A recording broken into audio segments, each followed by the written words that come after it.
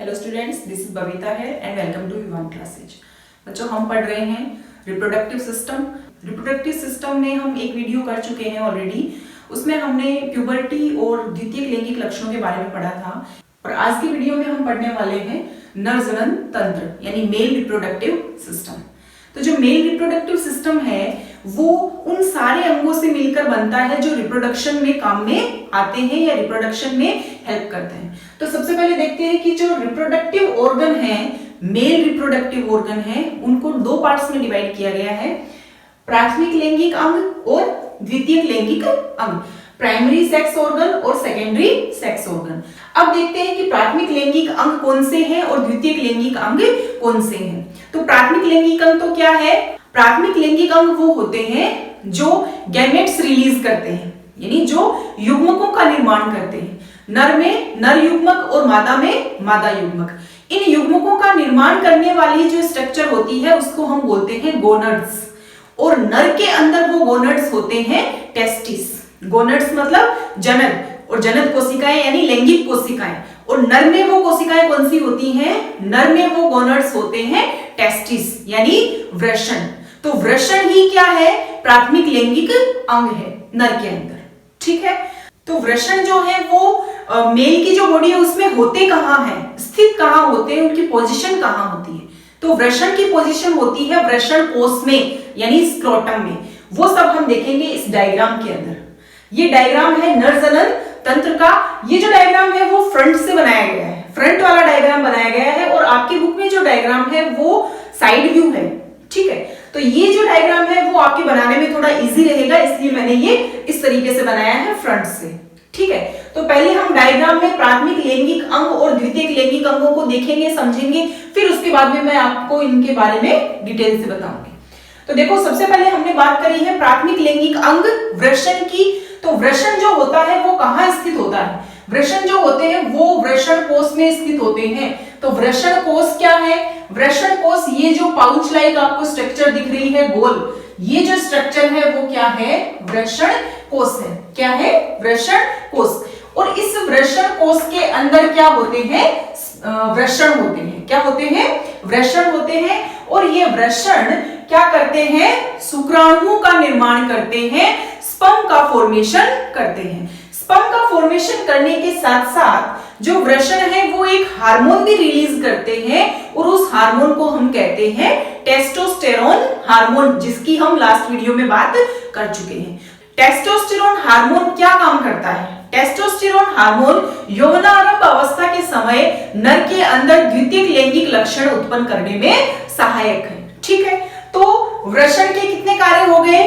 वृषण के दो कार्य हो गए, एक तो शुक्राणुओं का निर्माण करना, दूसरा टेस्टोस्टेरोन हार्मोन का सिक्रेशन करना। ठीक है, तो वृषण जो है वो वृषण कोष में स्थित होते हैं, और वृषण कोष कितने होते हैं? संख्या में 2 होते हैं। ठीक है, वृषण कोष संख्या में 2 होते हैं, और ये मेल की बॉडी के बाहर एब्डोमिनल कैविटी के नीचे स्थित होते हैं, बाहर की तरफ। ठीक है, तो जो वृषण कोष है वो उदर गुहा के बाहर की तरफ स्थित होते हैं, और संख्या में 2 होते हैं, यानी एक जोड़ी होते हैं। तो ये तो वृषण हो गया। फिर इसके बाद देखो, ये जो रेड कलर की आपको स्ट्रक्चर दिख रही है ये क्या है? अधिवृषण है, एपिडिडाइमिस है। क्या है? अधिवृषण है। देखो, रेड कलर की जो स्ट्रक्चर है वो अधिवृषण है। ये एक नलिकाकार संरचना है, और शुक्राणु जो है वो वृषण कोष से शुक्राणु जब वृषण में बनेंगे तो वो शुक्राणु वृषण के बाद कहां जाएंगे? अधिवृषण में जाएंगे। कहां जाएंगे? अधिवृषण में जाएंगे। और अधिवृषण में जाने के बाद अधिवृषण से जुड़ी हुई है, देखो ये वाली नलिका ब्लैक कलर की दिख रही है ना आपको, पतली जो नलिका है ब्लैक कलर की, ये जो नलिका जो अधिवृषण से जुड़ी हुई है, ये नलिका जाती है कहां पर? नर के शुक्राशय में। कहां पर जाती है? शुक्राशय में जाती है। इस नलिका का काम क्या होता है? इस नलिका का काम सिर्फ इतना ही है कि जो वृषण में जो शुक्राणु बन रहे हैं, वृषण के अंदर जो शुक्राणु का निर्माण हो रहा है, उन शुक्राणुओं को कहां पहुंचाना है? शुक्राशय के अंदर पहुंचाना है। ठीक है, तो शुक्रवाहिनी का क्या काम है? शुक्रवाहिनी का काम है वृषण के अंदर जो शुक्राणुओं का निर्माण हो रहा है उन शुक्राणुओं को लेकर कहां पहुंचाना है? शुक्राशय के अंदर पहुंचाना है। अब बात करते हैं शुक्राशय की। तो जो शुक्राशय है वो एक थैलीनुमा संरचना है और इस शुक्राशय के अंदर क्या होता है, शुक्राशय के अंदर शुक्राणुओं का संग्रहण होता है, इकट्ठे होते हैं। शुक्राणु जो स्टोर होते हैं वो कहाँ होते हैं, शुक्राशय के अंदर होते हैं। ठीक है, तो शुक्राशय के अंदर शुक्राणु स्टोर होते हैं और उसके बाद ये जो शुक्राणु है वो कहाँ जाते हैं, प्रोस्टेट ग्लैंड के अंदर जाते हैं। उसके बाद द्वितीयक लैंगिक अंग है कौन सा, प्रोस्टेट ग्रंथि। तो जो प्रोस्टेट ग्रंथि है ये आपको रेड कलर की जो दिख रही है, अखरोट के जैसी होती है। ये जो रेड कलर की ग्रंथि है अखरोट की जैसी होती है, इसको हम बोलते हैं प्रोस्टेट ग्रंथि। और ये ग्रंथि क्या करती है, ये ग्रंथि एक तरल पदार्थ का सिक्रेशन करती है, एक तरल पदार्थ स्रावित करती है और वो तरल पदार्थ क्या करता है, वीर्य के निर्माण में सहायक है। इसी तरीके से ये जो शुक्राशय है ये भी एक तरल पदार्थ को स्रावित करता है और वो तरल पदार्थ भी क्या करता है, वीर्य या सीमन के निर्माण में सहायक है। तो प्रोस्टेट ग्रंथि और आपका शुक्राशय दोनों ही क्या करते हैं, एक फ्लूइड सीक्रेट करते हैं जो कि सीमन के निर्माण में आवश्यक है। इसके बाद में देखो ये जो बेलनाकार संरचना है, ये बेलनाकार संरचना क्या है, सीसन है, पेनिस है। पेनिस से पहले क्या है, देखो ये जो नलिकाकार भाग आपको दिख रहा है अंदर की तरफ, इसको हम बोलते हैं मूत्र मार्ग यानी यूरेथ्रा। तो मूत्र मार्ग की बात हमने एक्सक्रीटरी सिस्टम में भी पढ़ा था।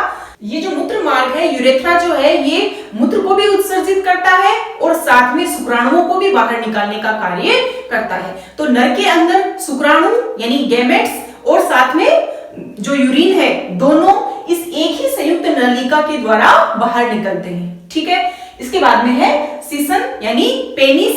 पेनिस क्या है, एक बेलनाकार संरचना है जिससे क्या किया जाता है, जिससे शुक्राणुओं को फीमेल की वेजाइना के अंदर एंटर करवाया जाता है। ठीक है, तो ये हो गया नर जनन तंत्र के अंदर कौन कौन से ऑर्गन है, उन ऑर्गन का एक डिस्क्रिप्शन। उसके बाद देखो एक एक ऑर्गन को डिटेल से पढ़ते हैं। सबसे पहले लेते हैं प्राथमिक लैंगिक अंग। तो प्राथमिक लैंगिक अंग कौन से हैं, गोनेड्स हैं, जनन है और इनको हम क्या बोलते हैं, नर में क्या होते हैं, वृषण होते हैं। तो ये जो वृषण है वो क्या कार्य करते हैं, वृषण जो है वो मेल गैमेट्स रिलीज करते हैं यानी शुक्राणुओं का निर्माण करते हैं पहला तो, और दूसरा ये टेस्टोस्टेरोन हार्मोन का श्रावण भी करते हैं। जो शुक्राणु है वो तो मेल गैमेट्स है, नर युग्मक है जो मादा युग्मक से कनेक्ट होकर फ्यूजन होकर फर्टिलाइजेशन करते हैं और एक नए बेबी का निर्माण होता है, नए ऑर्गेनिज्म का निर्माण होता है। तो जो टेस्टोस्टेरोन है वो टेस्टोस्टेरोन क्या करता है, वो टेस्टोस्टेरोन नर के अंदर द्वितीयक लैंगिक लक्षणों को उत्पन्न करता है यौवनावस्था के दौरान। ये तो बात हो गई वृषण की। अब बात आती है कि वृषण स्थित कहाँ होते हैं। तो जो वृषण है वो कहाँ स्थित होते हैं, वृषण कोश के अंदर स्थित होते हैं। ठीक है, और वृषण कोश जो है वो उदर गुहा के बाहर की तरफ स्थित होते हैं। अब बात करते हैं द्वितीयक लैंगिक लक्षणों की, और द्वितीयक लैंगिक लक्षण में फर्स्ट हम पढ़ने वाले हैं वृषण कोश। वृषण कोश को हम इंग्लिश में बोलेंगे स्क्रोटम। ठीक है, तो वृषण कोश जो होता है वो मैं आपको पहले भी बता चुकी हूँ। जो वृषण कोश है वो कहाँ स्थित होते हैं, उदर गुहा के बाहर की तरफ स्थित होते हैं। इनका कार्य क्या होता है, इनका कार्य होता है ताप नियंत्रण का। किसका ताप नियंत्रण, जो वृषण है उनका ताप नियंत्रण। यानी जो वृषण है वो शुक्राणुओं का फॉर्मेशन करेंगे और उन शुक्राणुओं के फॉर्मेशन के लिए जो टेम्परेचर चाहिए वो टेम्परेचर हमारी बॉडी से 1 या 2% कम चाहिए। बात आ रही है समझ में कि जो शुक्राणुओं के फॉर्मेशन के लिए जो टेम्परेचर चाहिए वो टेम्परेचर कम होना चाहिए हमारी बॉडी के टेम्परेचर से। हमारी बॉडी का 37 टेम्परेचर है, 37 डिग्री सेल्सियस। तो शुक्राणुओं के फॉर्मेशन के लिए कितना टेम्परेचर चाहिए, तो शुक्राणुओं के फॉर्मेशन के लिए टेम्परेचर चाहिए 35 से 36 डिग्री सेल्सियस। 35 से 36 डिग्री सेल्सियस चाहिए। अब बॉडी के बाहर इसलिए बनाए जाते हैं ताकि ये 1-2 डिग्री सेल्सियस तापमान क्या हो, कम हो। इसलिए जो वृषण कोश है वो बॉडी से बाहर होते हैं, उदर गुहा के बाहर स्थित होते हैं। ठीक है, तो वृषण कोश की बात हो गई। संख्या में कितने होते हैं, 2 होते हैं, यानी जोड़ी के रूप में होते हैं, एक जोड़ी। Clear, okay. अब देखो वृषण कोश ताप नियंत्रण का कार्य करते हैं क्योंकि शुक्राणुओं के निर्माण के लिए शरीर से कम तापमान की आवश्यकता होती है। उदर गुहा के बाहर स्थित होने के कारण इनका तापमान शरीर के तापमान से कम होता है। ठीक है, अब ये तो बात हो गई वृषण कोश की। अब वृषण कोश में जब शुक्राणुओं का निर्माण हुआ वो शुक्राणु पहले कहां गए, अधिवृषण के अंदर गए, और अधिवृषण के अंदर शुक्राणुओं को टेम्परेरी स्टोर किया जाता है। वैसे तो कहाँ स्टोर होते हैं, शुक्राशय में स्टोर होते हैं, लेकिन टेम्परेरी यहां से बनते ही शुक्राणुओं को टेम्परेरी रूप में कहां स्टोर किया जाता है, अधिवृषण में स्टोर किया जाता है। ठीक है, अब वृषण कोश के बाद में देखते हैं शुक्रवाहिनी, जो सेकंड ऑर्गन है। शुक्रवाहिनी क्या होती है? शुक्रवाहिनी एक जरिया है, एक पाथ है, किसका? शुक्राणुओं को शुक्राशय में पहुंचाने का। क्लियर है? शुक्रवाहिनी जो है वो एक रास्ता है शुक्राणुओं को वृषण कोश से कहां ले जाने का? शुक्राशय के अंदर ले जाने का। ठीक है, तो शुक्राणु जो है वो इस शुक्रवाहिनी के थ्रू कहां पहुंच गए? शुक्राशय के अंदर पहुंच गए। ये इसका काम होता है शुक्रवाहिनी का। ठीक है, शुक्राणु शुक्रवाहिनी की सहायता से शुक्राशय तक पहुंचते हैं और मानव में एक जोड़ी शुक्रवाहिनी पाई जाती है। देखो, एक शुक्रवाहिनी लेफ्ट में है और एक शुक्रवाहिनी राइट में है, यानी दो शुक्रवाहिनी होती है और दो ही वृषण कोश होते हैं। ठीक है, तो एक जोड़ी होती है, यह वाहिका शुक्राशय के साथ मिलकर स्थलन वाहिनी का निर्माण करती है। देखो, ये क्या है? शुक्रवाहिनी है। शुक्रवाहिनी कहां पहुंची? शुक्राशय के अंदर। शुक्राशय में पहुंचने के बाद ये जब शुक्रवाहिनी आगे निकलती है और प्रोस्टेट ग्रंथि में मिलती है तो ये क्या होती है? स्थलन वाहिनी का निर्माण करती है। ठीक है, उसके बाद देखते हैं शुक्राशय। तो जो शुक्राशय है वो एक थैलीनुमा संरचना है और क्या करता है? शुक्राणुओं को स्टोर करता है, उनको संग्रहित करने का काम करता है, उनको स्टोर रखता है।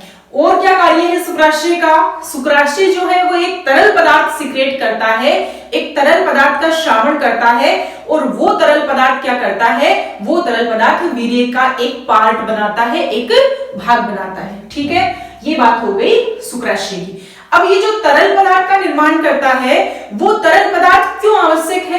क्योंकि वो क्या करता है? शुक्राणुओं को एनर्जी प्रदान करता है और उनको गति प्रदान करता है। ठीक है, इसके बाद देखो प्रोस्टेट ग्रंथि, जो फोर्थ ऑर्गन है आपका, प्रोस्टेट ग्रंथि।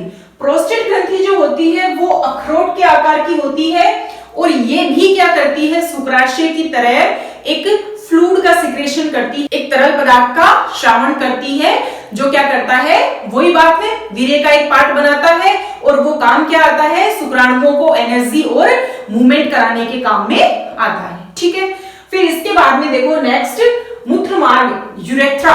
यूरेथ्रा जो है ये एक पेशीय नलिका है। क्या है?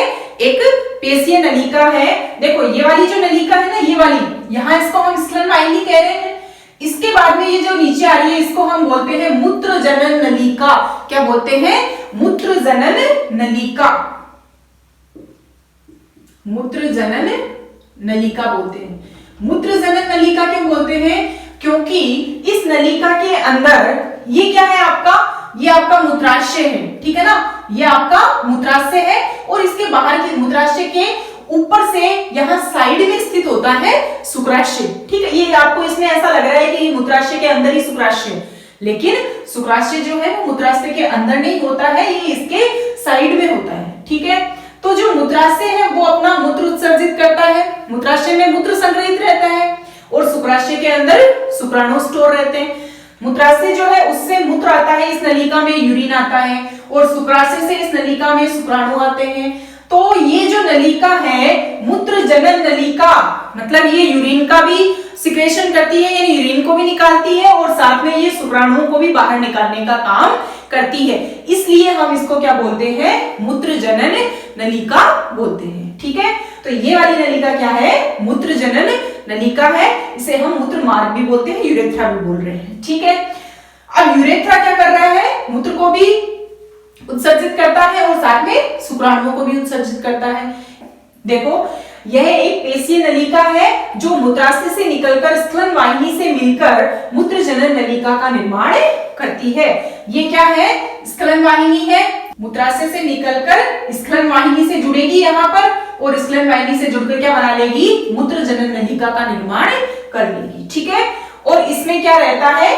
शुक्राणु और मूत्र दोनों ही इस मूत्र मार्ग के थ्रू बाहर निकलते हैं। ठीक है, तो नर के अंदर शुक्राणु यानी गैमेट्स और साथ में जो मूत्र है दोनों के निकलने का मार्ग एक ही होता है, यूरेथ्रा एक ही होता है। ठीक है, लेकिन फीमेल में ऐसा नहीं होता है, वो हम पढ़ेंगे फीमेल रिप्रोडक्टिव सिस्टम में। अब इसके बाद में जो लास्ट ऑर्गन है आपका वो है पेनिस, सीसन। तो जो पेनिस जो है वो एक बेलनाकार ऑर्गन है, मस्कुलर ऑर्गन है, जो सामान्य अवस्था में शिथिल रहता है और शिथिल रहने के दौरान ये इससे मूत्र उत्सर्जित किया जाता है। इसके बाद में मैथुन के समय उन्नत अवस्था में आकर ये वीर्य को मादा के जननांग में पहुंचाने का कार्य करता है। मैथुन के दौरान मैथुन क्या होता है? मैथुन वो प्रोसेस होती है जिस प्रोसेस के दौरान नर के जो शुक्राणु हैं उनको पेनिस के थ्रू मादा की वेजाइना के अंदर एंटर करवाया जाता है और शुक्राणु मादा के वेजाइना से कहां चले जाते हैं? फैलोपियन ट्यूब में चले जाते हैं, जहां पर अंडाणु और शुक्राणु दोनों के अंदर फर्टिलाइजेशन होता है और फर्टिलाइजेशन होकर एक नए जीव की उत्पत्ति होती है। ठीक है, तो मैथुन प्रोसेस के दौरान ये जो पेनिस है ये क्या होगा? उत्तेजित होगा और उत्तेजित होकर मादा के वेजाइना के अंदर एंटर होकर शुक्राणुओं को उत्सर्जित करता है। ठीक है, तो ये जो नर जनन तंत्र है इनके सारे ऑर्गन, प्राथमिक अंग और द्वितीयक अंग और ये कैसे कैसे क्या काम करते हैं ये चीजें मैंने आपको पूरी क्लियर कर दी है। तो ये था नर जनन तंत्र। तो नर जनन तंत्र का जो डायग्राम है वो आपको इसी तरीके से बनाना है। नर जनन तंत्र और मादा जनन तंत्र दोनों बहुत ही इंपॉर्टेंट टॉपिक है, इनसे क्वेश्चन आने की बहुत संभावना रहती है। तो इन टॉपिक्स को ऐसे हल्के में मत लीजिएगा, दोनों टॉपिक को अच्छे से क्लियर कीजिएगा। आप इसका स्क्रीनशॉट ले लीजिए और इन नोट्स को स्क्रीनशॉट लेकर अपनी नोटबुक में नोट डाउन कर लीजिएगा। कोई दिक्कत आती है, कोई प्रॉब्लम आती है तो आप कमेंट बॉक्स में कमेंट कर सकते हैं। ओके बच्चों, thank you so much. Next video में हम पढ़ेंगे female reproductive system. Okay, thank you.